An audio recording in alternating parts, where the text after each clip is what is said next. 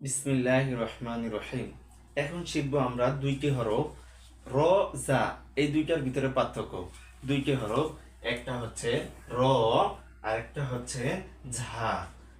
র সাধারণত নর্মাল ভাবেই পড়তে হয়, একটা র আর একটা জাহের উচ্চারণটা একটু ব্যতিক্রম। জাহের উচ্চারণ হচ্ছে গরম হয়ে পড়তে পড়তে হয়। যেরকম র সাধারণত র বললেই হয়ে যাবে র।